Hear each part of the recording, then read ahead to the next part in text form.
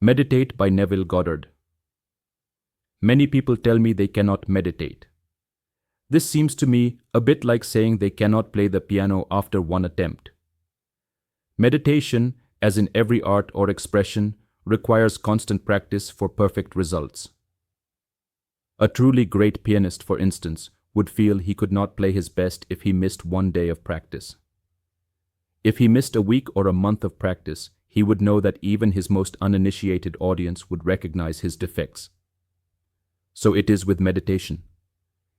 If we practice daily with joy in this daily habit, we perfect it as an art. I find that those who complain of the difficulty in meditation do not make it a daily practice, but rather wait until something pressing appears in their world and then, through an act of will, try to fix their attention on the desired state. But they do not know that meditation is the education of the will, for when will and imagination are in conflict, imagination invariably wins. The dictionaries define meditation as fixing one's attention upon, as planning in the mind, as devising and looking forward, engaging in continuous and contemplative thought. A lot of nonsense has been written about meditation. Most books on the subject get the reader nowhere, for they do not explain the process of meditation. All that meditation amounts to is a controlled imagination and a well-sustained attention. Simply hold the attention on a certain idea until it fills the mind and crowds all other ideas out of consciousness. The power of attention shows itself the sure guarantee of an inner force. We must concentrate on the idea to be realized without permitting any distraction. This is the great secret of action. Should the attention wander, bring it back to the idea you wish to realize and do so again and again, until the attention becomes immobilized and undergoes an effortless fixation upon the idea presented to it. The idea must hold the attention, must fascinate it, so to speak.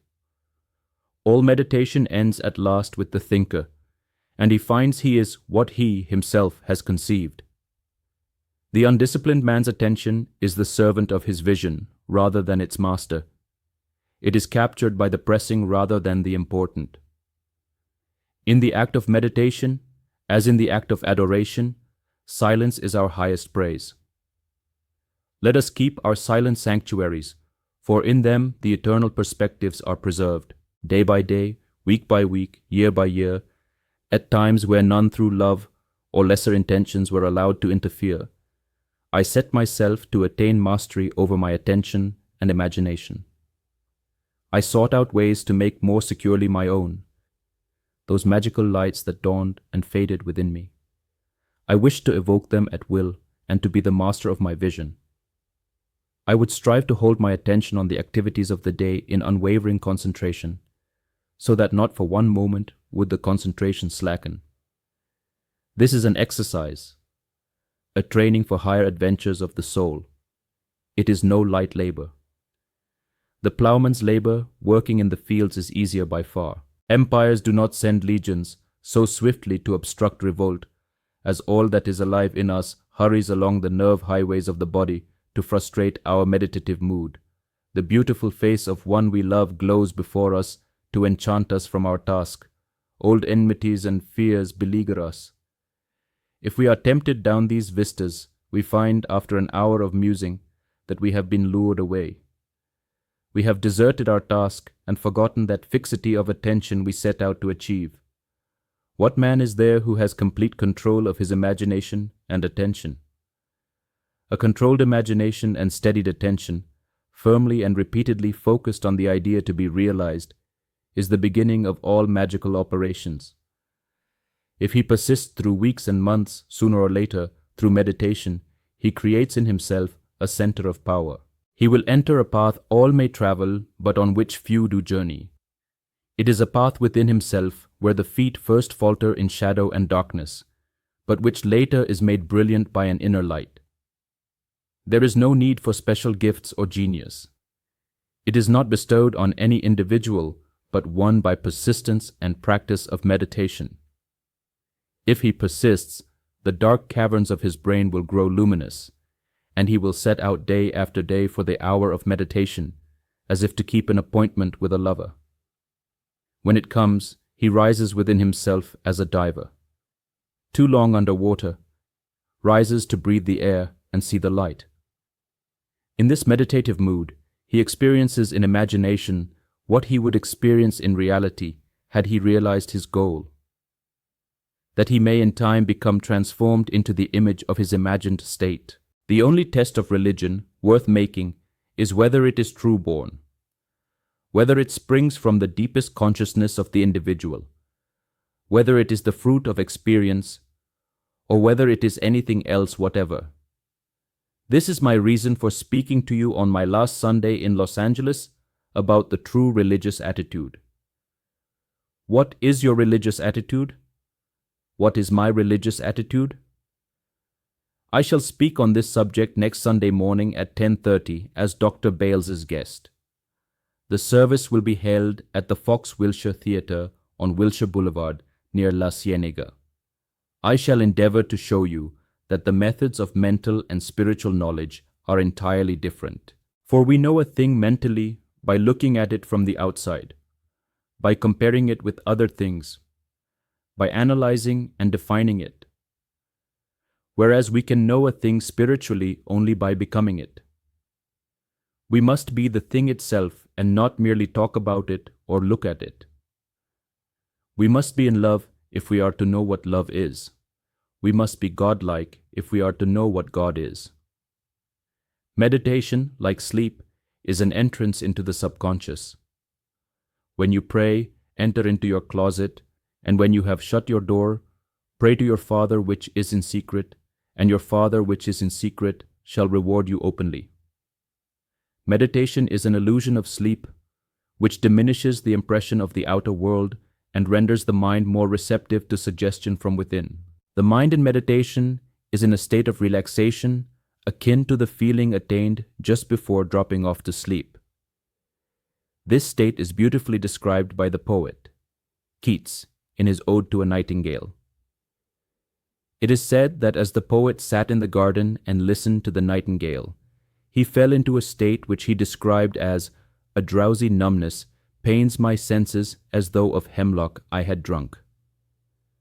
Then, after singing his ode to the nightingale, Keats asked himself this question: was it a vision or a waking dream? Fled is the music. Do I wake or sleep?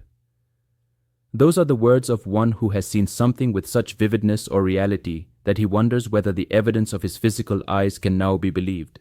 Any kind of meditation in which we withdraw into ourselves without making too much effort to think is an outcropping of the subconscious.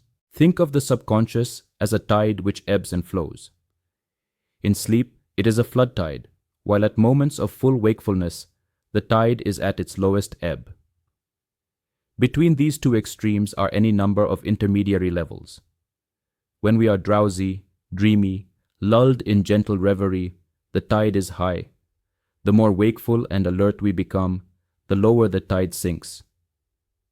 The highest tide compatible with the conscious direction of our thoughts occurs just before we fall asleep and just after we wake. An easy way to create this passive state is to relax in a comfortable chair or on a bed. Close your eyes and imagine that you are sleepy, so very sleepy. Act precisely as though you were going to take a siesta. In so doing, you allow the subconscious tide to rise to sufficient height to make your particular assumption effective. When you first attempt this, you may find that all sorts of counter thoughts try to distract you. But if you persist, you will achieve a passive state. When this passive state is reached, think only on things of good report. Imagine that you are now expressing your highest ideal, not how you will express it, but simply feel here and now that you are the noble one you desire to be. Learn how to feel it real. You are it now. Call your high ideal into being by imagining and feeling you are it now. I think all happiness depends on the energy to assume the feeling of the wish fulfilled, to assume the mask of some other, more perfect life. If we cannot imagine ourselves different from what we are and try to assume that second, more desirable self, We cannot impose a discipline upon ourselves, though we may accept discipline from others. Meditation is an activity of the soul. It is an active virtue. And an active virtue, as distinguished from passive acceptance of a code, is theatrical. It is dramatic. It is the wearing of a mask. As your goal is accepted, you become totally indifferent to possible failure. For acceptance of the end wills the means to the end. When you emerge from the moment of meditation, it is as though you were shown the happy end of a play in which you are the principal actor. Having witnessed the end in your meditation, regardless of any anticlimactic state you encounter, you remain calm and secure in the knowledge that the end has been perfectly defined. Creation is finished, and what we call creativeness is really only a deeper receptiveness or keener susceptibility on our part, and this receptiveness is not by might nor by power, but by my spirit, saith the Lord of hosts. Through meditation, we awaken within ourselves a center of light, which will be to us a pillar of cloud by day and a pillar of fire by night.